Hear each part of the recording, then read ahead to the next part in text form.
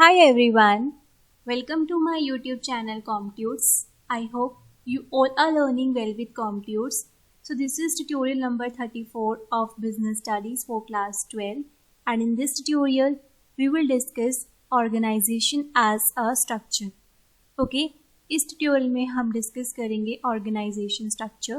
Previous tutorial में हमने discuss किया था ऑर्गेनाइजिंग प्रोसेस. ओके, एंड आज के ट्यूटोरियल में हम डिस्कस करने वाले हैं what is organization structure, what is span of management, forms of organization structure and their meaning in English and Hindi so that every student can understand these concepts easily. Okay, तो चलिए student start करते हैं हमारा आज का session. But before proceeding to this session, if you are a new visitor on this channel, then please do subscribe my channel and also do share these tutorials and my channel with your friends and your classmates too, ताकि ज़्यादा से ज़्यादा commerce के students जो हैं वो इस channel के साथ जुड़ें. ठीक है. And one more thing students की अगर आप लोगों को बिजनेस स्टडीज से किसी भी टॉपिक पे डाउट आता है तो आप लोग मुझे इस व्हाट्सएप नंबर पर मैसेज करके जो अपने डाउट्स पूछ सकते हैं. एंड इसके साथ साथ also follow me on Instagram for more updates. Okay, तो चलिए स्टूडेंट स्टार्ट करते हैं अब हमारा आज का सेशन जो कि है organization structure. Let us first understand the meaning of organization structure. Okay, देखो ऑर्गेनाइजेशन स्ट्रक्चर क्या होता है. बेसिकली ऑर्गेनाइजेशन स्ट्रक्चर डिफाइन करता है that how organization works. Okay, organization structure एक फ्रेमवर्क है. ओके, फ्रेमवर्क क्या होता है? फ्रेमवर्क को हम हिंदी में बोलते हैं ढांचा. ठीक है, ऑर्गेनाइजेशन स्ट्रक्चर एक फ्रेमवर्क है जिसमें ऑर्गेनाइजेशन के मैनेजरियल और नॉन मैनेजरियल या ऑपरेशन टास्क जो है वो परफॉर्म किए जाते हैं.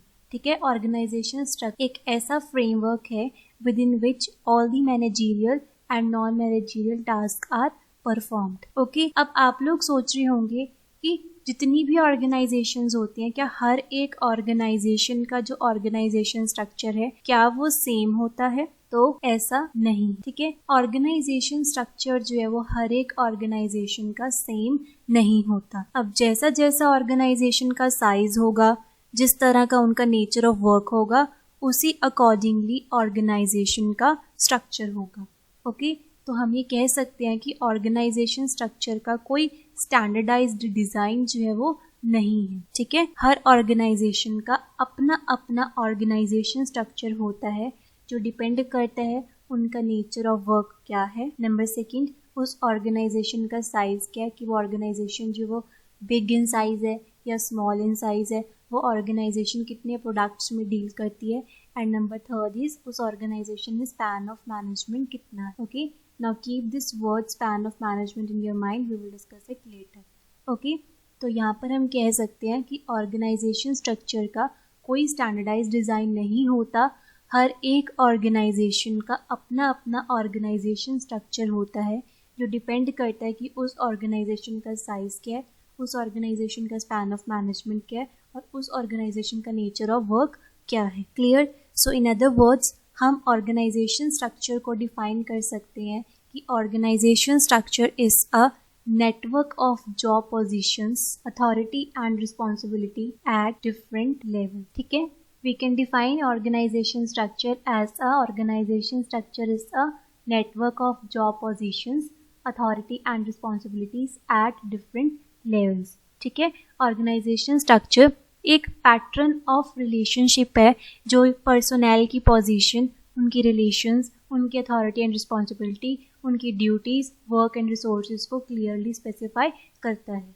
ठीक है, सो ओवरऑल अगर आपसे कोई पूछे कि व्हाट इज़ ऑर्गेनाइजेशन स्ट्रक्चर, तो सिंपल लैंग्वेज में ऑर्गेनाइजेशन स्ट्रक्चर का मतलब क्या होता है कि हाउ ऑर्गेनाइजेशन वर्क्स. क्लियर? सो ये एक ऐसा फ्रेमवर्क होता है, यानी एक ढांचा होता है. आपने एक ढांचा बना दिया कि ऐसे ऐसे काम होगा, इस पोजीशन पे ये बंदा बैठेगा, इस पोजीशन पे ये बंदा बैठेगा, इसकी ये अथॉरिटी है, इसकी ये रिस्पॉन्सिबिलिटी है. ठीक है, वो आपने एक फ्रेमवर्क बना दिया. उसी फ्रेमवर्क के अंदर अंदर जो है ऑर्गेनाइजेशन में जितने भी मैनेजरियल और जितने भी ऑपरेशनल काम होते हैं वो सारे उसी के अंदर अंदर जो है वो होंगे. क्लियर? सो ये होता है बेसिकली ऑर्गेनाइजेशन स्ट्रक्चर का मीनिंग. ये आपसे एग्जाम में 1 मार्क में पूछा जा सकता है, तो इसलिए इसको प्लीज़ अच्छे से कर जाना. ठीक है, now let's read the meaning of organization structure. Organization structure refers to that framework within which all managerial and non-managerial tasks are performed. Okay, अब क्लियर हो गया। Now it specifies the relationships between people, work and resources. ये क्या specify करता है? Pattern of relationship between personnel जो organization में काम कर रहे हैं, उनकी duty and resources. Organization structure is the outcome of the organizing process. The need for an adequate organization structure is felt by an enterprise whenever it grows in size or complexity. जैसे जैसे organisation का size increase होता रहता है, वैसे वैसे organisation structure की जो नीड है वो अराइज होती है। Clear? A proper organization structure is essential to ensure a smooth flow of communication and better control over the operations of a business enterprise. देखो, अगर एक प्रॉपर ऑर्गेनाइजेशन स्ट्रक्चर होगा ऑर्गेनाइजेशन के अंदर, तो ऑब्वियसली ऑर्गेनाइजेशन में जो काम है वो स्मूथली होगा, बिकॉज हर एक पर्सन को पता होगा कि उसका सुपीरियर कौन है, सुपीरियर को पता होगा कि उसका सबॉर्डिनेट कौन है, हर एक बंदे को पता होगा कि मुझे किसने रिस्पॉन्सिबिलिटी देनी है, मैं किसके लिए अकाउंटेबल हूँ, मेरा क्या काम है।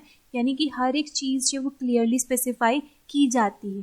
ठीक है, जिसकी वजह से ऑर्गेनाइजेशन में जो काम है वो स्मूथली होता है एंड ऑर्गेनाइजेशन के जो गोल्स हैं वो इफेक्टिवली एंड एफिशिएंटली जो है वो अचीव होते हैं। क्लियर? तो अगर आपसे एग्जाम में पूछा जाता है that what do you mean by organization structure, तो आपने मीनिंग में ये लाइन लिख कर आनी है that it refers to that framework within which all managerial and non managerial task are perform. Clear? एक और बात आपने याद रखनी है कि अगर ऑर्गेनाइजेशन स्ट्रक्चर जो है अगर वो राइट बनाया गया होगा, यानी सही ऑर्गेनाइजेशन स्ट्रक्चर बनाया होगा, तो वो ऑर्गेनाइजेशन की हेल्प करता है ऑर्गेनाइजेशन के गोल्स को सक्सेसफुली अचीव करने में। क्लियर? वेयर एज अगर रॉन्ग ऑर्गेनाइजेशन स्ट्रक्चर होगा, या हम कह सकते हैं अगर पुअर ऑर्गेनाइजेशन स्ट्रक्चर बनाया गया होगा, तो इससे क्या होता है कि बिजनेस की जो परफॉर्मेंस है उस पर बैड इम्पैक्ट पड़ता है और ऑर्गेनाइजेशन जो है वो अपनी फंक्शनिंग को स्मूथली नहीं कर पाती है एंड ऑब्वियसली ऑर्गेनाइजेशन में लोगों के बीच में आपस में भी कॉन्फ्लिक्ट्स अराइज होते हैं। ठीक है, तो इसलिए राइट ऑर्गेनाइजेशन स्ट्रक्चर का होना जो है वो बहुत ज़्यादा जरूरी है। Clear? Now come to the next topic which is meaning of span of management. अभी यहाँ पर बताया था ना ये स्पैन ऑफ मैनेजमेंट अभी हम डिस्कस करेंगे। ठीक है, so now what is span of management? ये टर्म बहुत ज़्यादा इंपॉर्टेंट है। वाई? बिकॉज ये बोर्ड में भी पूछे जाते हैं that what do mean by span of management. Okay, तो इसलिए इसको जरूर अपनी नोटबुक पे नोट डाउन कर लेना और इसको याद कर कर जरूर जाना। ठीक है, तो स्पैन ऑफ मैनेजमेंट क्या होता है? देखो, स्पैन ऑफ मैनेजमेंट का मतलब ये होता है कि एक सुपीरियर के अंडर कितने सबॉर्डिनेट्स इफेक्टिवली काम कर सकते हैं, उसको हम बोलते हैं स्पैन ऑफ मैनेजमेंट। ठीक है, कि एक सुपीरियर कितने नंबर ऑफ सबॉर्डिनेट्स को इफेक्टिवली कंट्रोल कर सकता है, उसको हम बोलते हैं span of management. Okay, span of management को हम span of control, span of authority और स्पैन ऑफ सुपरविजन भी बोलते हैं। Okay, this is just for your knowledge कि स्पैन ऑफ मैनेजमेंट को हम span of control, span of authority और स्पैन ऑफ सुपरविजन भी बोलते हैं। ठीक है, now let's read the meaning of span of management. It refers to the number of subordinates that can be effectively controlled by a manager और superior. ठीक है, कि एक सुपीरियर या एक मैनेजर कितने नंबर ऑफ सबॉर्डिनेट्स को इफेक्टिवली कंट्रोल कर सकता है, या हम कह सकते हैं कि एक सुपीरियर के अंडर कितने सबॉर्डिनेट्स जो वो इफेक्टिवली काम कर सकते हैं, उसको हम बोलते हैं span of management. Okay, now generally this number is 5 to 6। Clear? अब इसका एग्जाम्पल समझो। देखो, यहाँ पर ये आपको एक मार्केटिंग मैनेजर दे रखा है जो आपका सुपीरियर है। ठीक है, अब इस सुपीरियर के अंडर कितने सबॉर्डिनेट्स हैं, क्या हम कह सकते हैं कि ये सुपीरियर कितने सबॉर्डिनेट्स को कंट्रोल कर रहा है? 4 सबॉर्डिनेट्स को। कौन कौन से? Marketing researcher, marketing assistant, tele sale supervisor और कस्टमर केयर असिस्टेंट। ठीक है, तो ये होता है आपका स्पैन ऑफ मैनेजमेंट कि एक सुपीरियर या एक मैनेजर कितने नंबर ऑफ सबॉर्डिनेट्स को इफेक्टिवली कंट्रोल कर सकता है। This is what we called as span of management, और इसको हम span of control, span of authority और स्पैन ऑफ सुपरविजन भी बोलते हैं। ठीक है, now come to the next topic which is forms of organization structure, या हम कह सकते हैं टाइप्स ऑफ ऑर्गेनाइजेशन स्ट्रक्चर या फिर design of organization structure. Okay, देखो, वी हैव मेजरली 4 फॉर्म्स और टाइप्स ऑफ ऑर्गेनाइजेशन स्ट्रक्चर। वो कौन कौन से हैं? नंबर 1 है फंक्शनल ऑर्गेनाइजेशन स्ट्रक्चर, नंबर 2 है डिविजनल ऑर्गेनाइजेशन स्ट्रक्चर, नंबर 3 है line organization structure and number 4 है line and staff organization structure. Okay, वैसे majorly we have these 4 forms of organization structure, but आप लोगों के सिलेबस में सिर्फ फर्स्ट 2 हैं फंक्शनल और डिविजनल, तो हम इन्हीं को ही डिस्कस करेंगे. ठीक है, तो आइए अब हम इन दोनों ऑर्गेनाइजेशन स्ट्रक्चर को डिटेल में डिस्कस करते हैं. Number 1 form of organization structure is functional organisation structure. देखो, फंक्शनल ऑर्गेनाइजेशनल स्ट्रक्चर क्या होता है? जब हम एंटरप्राइज को या ऑर्गेनाइजेशन को डिवाइड करते हैं अकॉर्डिंग टू फंक्शंस. इसमें हम क्या करते हैं, जो सिमिलर नेचर की एक्टिविटीज़ होती हैं उनको सेम डिपार्टमेंट में डाल देते हैं. ठीक है, for example all the jobs related to production are grouped in production department. ठीक है, इसका एग्जाम्पल हमने प्रीवियस ट्यूटोरियल में भी डिस्कस किया था जब हमने डिपार्टमेंटेशन का पॉइंट किया था कि फॉर एग्जाम्पल आपको यहाँ पर मोबाइल फ़ोन की मैन्युफैक्चरिंग कंपनी दे रखी है कि इनके पास कौन कौन सी एक्टिविटीज़ हैं, purchase of raw material, purchase of manufactured parts. अब ये सेम नेचर की एक्टिविटी है. ठीक है, तो इसको सेम डिपार्टमेंट में डाल दिया, कौन से में, परचेज डिपार्टमेंट. ठीक है, नंबर 2 है प्रोडक्शन और स्टॉक ऑफ मटेरियल. ये सेम नेचर की एक्टिविटी है तो इसको सेम डिपार्टमेंट में डाल दिया, प्रोडक्शन डिपार्टमेंट में. नंबर 3 है एडवर्टीजमेंट और सेल्स. ये सेम नेचर की एक्टिविटी है तो इसको एक डिपार्टमेंट में डाल दिया, कौन से में, मार्केटिंग डिपार्टमेंट.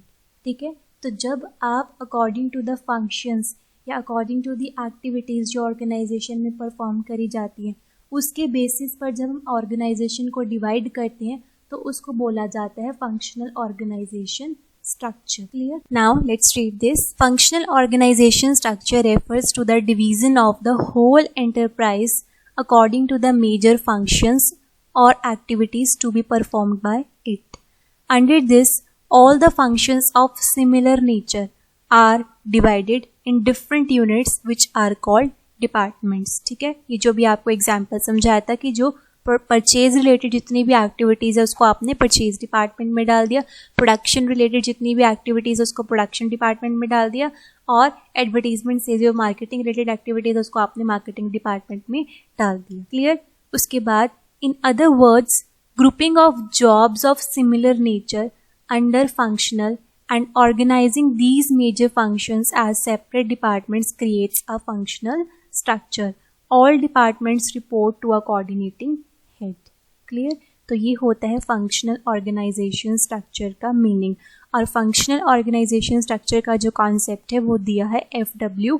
टेलर ने. मैं आपको साथ के साथ ये छोटे छोटे जो जनरल नॉलेज के कॉन्सेप्ट्स हैं ना वो भी बताती रहती, क्योंकि ये जो चीज़ें हैं ना जब आप लोग बाद में कॉम्पिटिटिव एग्जाम्स देंगे ना तो उसमें भी आपके काम आएंगे. ठीक है, तो अब इसको डायग्राम से समझते हैं फंक्शनल ऑर्गेनाइजेशन स्ट्रक्चर को. देखो, यहाँ पर आपको दे रखा है शेयर होल्डर्स, ये है आपके बोर्ड ऑफ डायरेक्टर्स, ये है आपका जनरल मैनेजर. ठीक है, अब इन्होंने फर्दर डिपार्टमेंट्स बना दिए, production department, marketing department, finance department and personnel department. Okay, marketing department में सिमिलर नेचर की एक्टिविटीज़ को डाल दिया, सेल्स डिपार्टमेंट, एडवर्टीजिंग डिपार्टमेंट और मार्केटिंग रिसर्च डिपार्टमेंट. ठीक है, इसी तरह से जो प्रोडक्शन रिलेटेड एक्टिविटीज़ होंगी वो प्रोडक्शन डिपार्टमेंट में जाएंगी, जो फाइनेंस रिलेटेड एक्टिविटीज़ होंगी वो फाइनेंस डिपार्टमेंट में जाएगी, जो पर्सोनल रिलेटेड एक्टिविटीज़ होंगी वो पर्सोनल डिपार्टमेंट में जाएंगी. ठीक है, तो जब हम ऑर्गेनाइजेशन को डिवाइड करते हैं अकॉर्डिंग टू दियर फंक्शंस और activities to be perform by it, तो उसको हम क्या बोलते हैं, functional organisation structure. Okay, now let's understand the evaluation of functional organisation structure. देखो, जब भी आपसे एग्जाम में पूछा जाए that you have to evaluate this concept, तो इवैल्यूएट में हमेशा आते हैं एडवांटेजेस और डिसएडवांटेजेस, या आप कह सकते हैं बेनिफिट्स और लिमिटेशंस, या मेरिट्स और डीमेरिट्स. ठीक है, तो अब समझते हैं कि फंक्शनल ऑर्गेनाइजेशन स्ट्रक्चर के क्या फ़ायदे हैं और क्या नुकसान है. सबसे पहले डिस्कस करते हैं advantages of functional organisation structure. Number first advantage है बेनिफिट्स ऑफ स्पेशलाइजेशन. देखो, जब हम पूरे काम को डिवाइड करते हैं स्मॉल स्मॉल टास्क में, और जो पर्सन जिस चीज़ में यानी जिस फील्ड में वो एक्सपर्ट है उसको वही काम दिया जाता है एंड वो अपनी जॉब को रिपीटेडली करता है, तो ऑब्वियसली इससे क्या होता है, स्पेशलाइजेशन जो वो काम में आती है. क्लियर? तो फर्स्ट एडवांटेज क्या है फंक्शनल ऑर्गेनाइजेशन स्ट्रक्चर का, कि इससे जो है स्पेशलाइजेशन अचीव होती है. नंबर सेकंड है कोऑर्डिनेशन इज एस्टेब्लिश्ड। देखो जो भी पर्सन्स हर डिपार्टमेंट में काम करते हैं they are specialist in their respective jobs and this helps in establishing coordination among personnel and also departments. Okay, number 3 है managerial efficiency is increased when the same work is performed again and again. जब हम एक काम को बार बार करते हैं, अब जैसे जो प्रोडक्शन डिपार्टमेंट वाले हैं वो सारा काम प्रोडक्शन का ही करते हैं और वो बार बार प्रोडक्शन रिलेटेड ही एक्टिविटीज़ को परफॉर्म करते हैं and this helps in increasing managerial efficiency.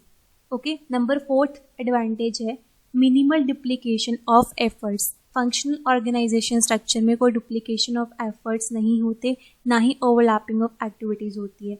ऐसा क्यों? क्योंकि जो फाइनेंस का काम है वो सारा आपने फाइनेंस डिपार्टमेंट वाले को ही दिया है, जो प्रोडक्शन का काम है वो आपने सारा प्रोडक्शन डिपार्टमेंट वाले को ही दिया है और वो अपने अपने डिपार्टमेंट में अपने अपने रिस्पेक्टिव जॉब्स को ही परफॉर्म करते हैं। इसकी वजह से डुप्लीकेशन ऑफ एफर्ट्स जो है वो मिनिमाइज होते हैं। Clear? Number 5 advantage is training is facilitated.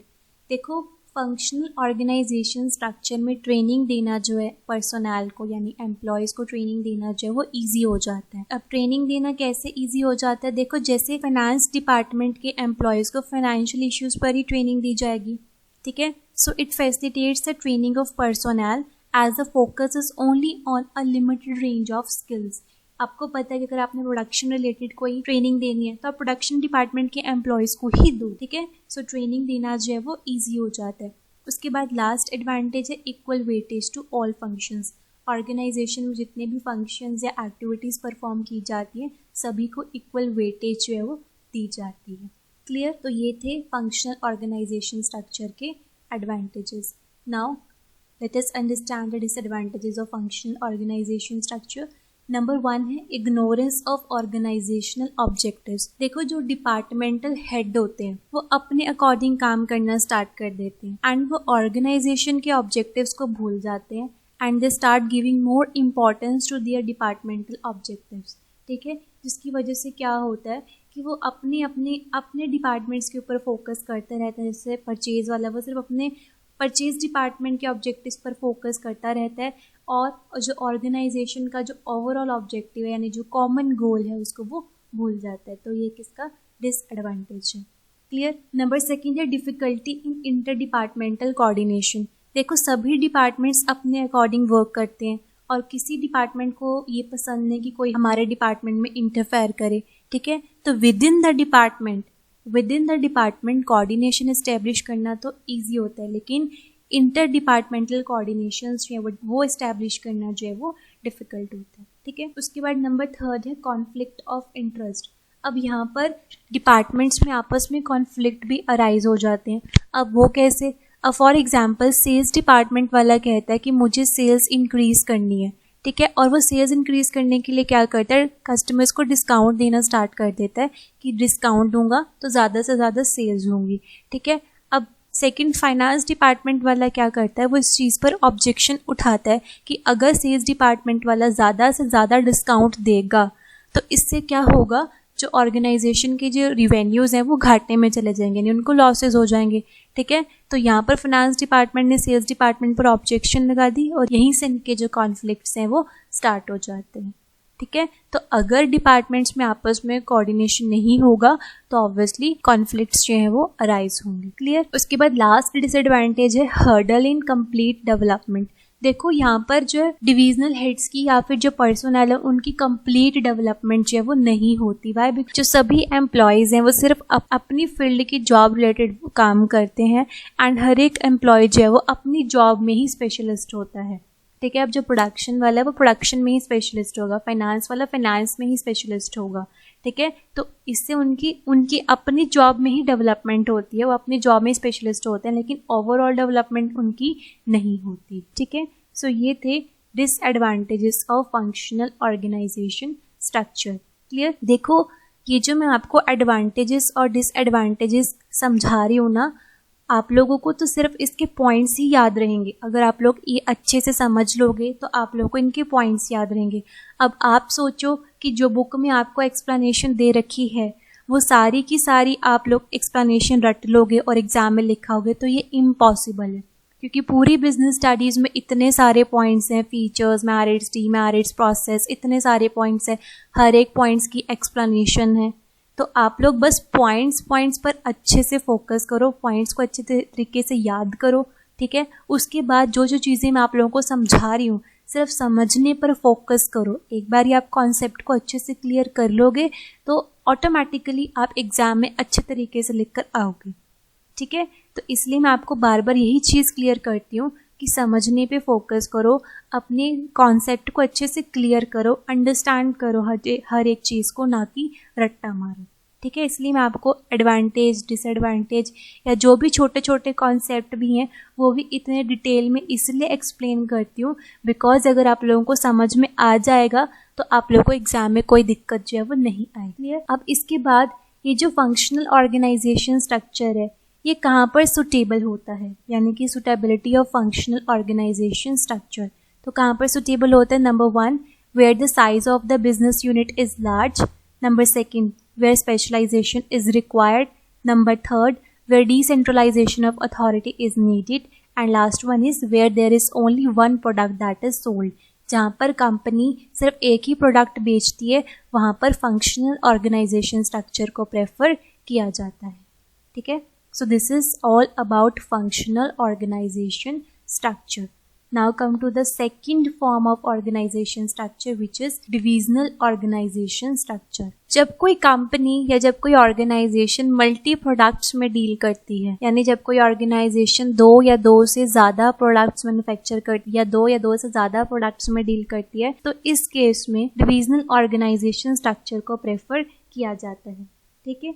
यहाँ पर डिविजन्स होते हैं प्रोडक्ट्स के अकॉर्डिंग या मार्केट के अकॉर्डिंग या एरिया के हिसाब से यहाँ पर डिवीज़न किए जाते हैं, ठीक है। इसीलिए डिविजनल ऑर्गेनाइजेशन स्ट्रक्चर को यूनिट ऑर्गेनाइजेशन स्ट्रक्चर भी बोला जाता है। Okay, now let's read this. Divisional organisation structure refers to the division of the whole enterprises according to the major products to be manufactured by it. Organization जितने products बना रही है उतने products का डिवीजन जो है वो अलग अलग बनेगा, फिर उन प्रोडक्ट्स में जो है वो डिपार्टमेंट्स बनाए जाते हैं, ठीक है। अब फॉर एग्जाम्पल कोई ऑर्गेनाइजेशन जो है वो टेक्सटाइल्स में भी डील करती है, ठीक है, वो स्टेशनरी में भी डील करती है, वो कॉस्मेटिक्स में भी डील करती है, ठीक है। तो इस केस में क्या होगा, इनके 3 प्रोडक्ट्स हैं, ठीक है, तो वो 3 डिवीजन्स बनाएंगे, टेक्सटाइल का अलग, स्टेशनरी का अलग और कॉस्मेटिक्स का अलग।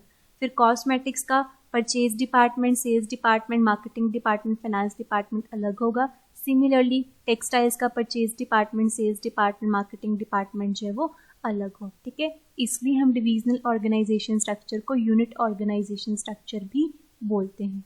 Clear? Now if in a business enterprise many types of goods are manufactured, departmentation is done on the basis of product instead of function. आपसे रीजनिंग बेस्ड क्वेश्चन में पूछा जा सकता है कि कौन से केस में हम डिपार्टमेंटेशन करते हैं on the basis of product instead of function. तो आपने याद रखना है डिविजनल ऑर्गेनाइजेशन स्ट्रक्चर में. और किस केस में हम डिपार्टमेंटेशन करते हैं on the basis of function, तो वो कौन सा है, functional organisation structure. Clear? Now in a divisional structure the organization structure comprises of separate business units or divisions.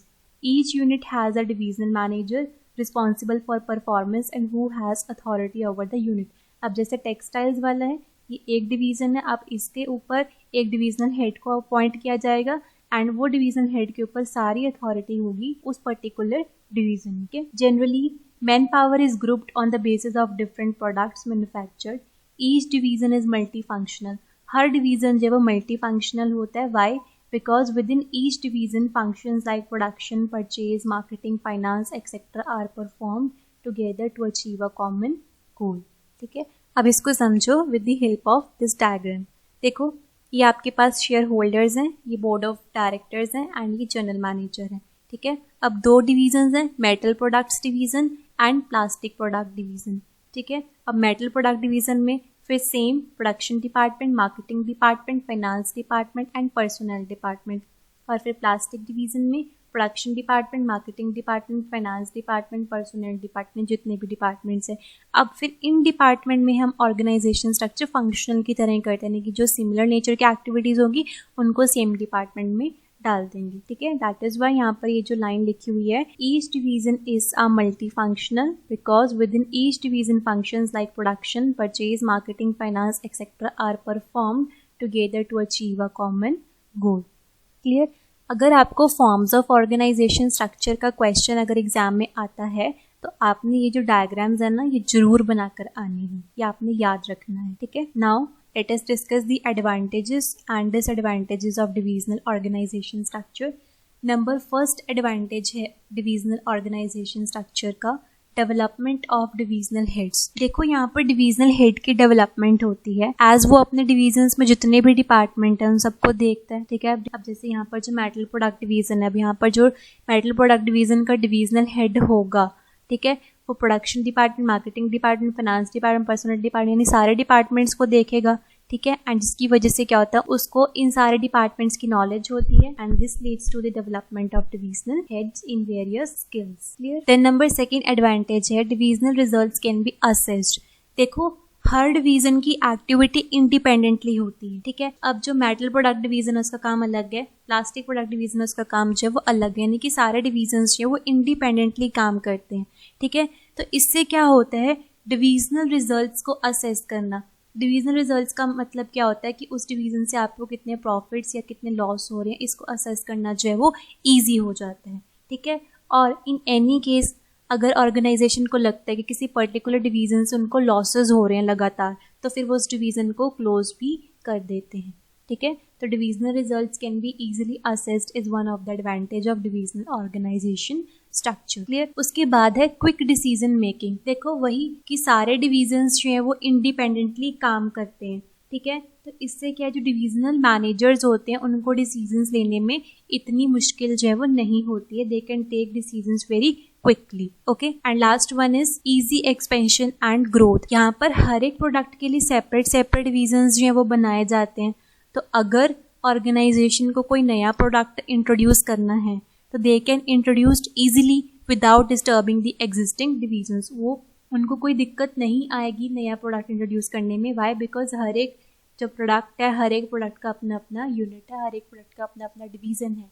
तो इसकी वजह से क्या होता है, बिजनेस को एक्सपैंड करना, बिजनेस को ग्रो करना जब वो कंपैरेटिवली ईजी हो जाता है, ठीक है। सो ये थे main advantage of divisional organisation structure. Now let us discuss disadvantages of divisional organizational structure. Number 1 disadvantage is conflicts between divisional heads. देखो हर डिविजनल हेड या हर डिविजनल मैनेजर यही चाहता है कि उसका जो डिवीज़न है वही सबसे आगे पहुंचे, उसी को सबसे ज़्यादा प्रॉफिट हो। और इस केस में वो क्या करता है, वो ऑर्गेनाइजेशन से ज़्यादा रिसोर्सेज की डिमांड करता है, ज़्यादा मैन पावर की डिमांड करता है, जिसकी वजह से क्या होता है कि ऑर्गेनाइजेशन में जब वो कॉन्फ्लिक्ट्स अराइज होने स्टार्ट हो जाता है। क्यों? क्योंकि डिविजनल वाले क्या करते हैं, अगेन कॉमन गोल को तो भूल जाते हैं और अपने अपने डिवीजन पे फोकस करना जो है वो स्टार्ट कर देते हैं, ठीक है। उसके बाद नंबर 2 है डुप्लिसिटी ऑफ फंक्शंस।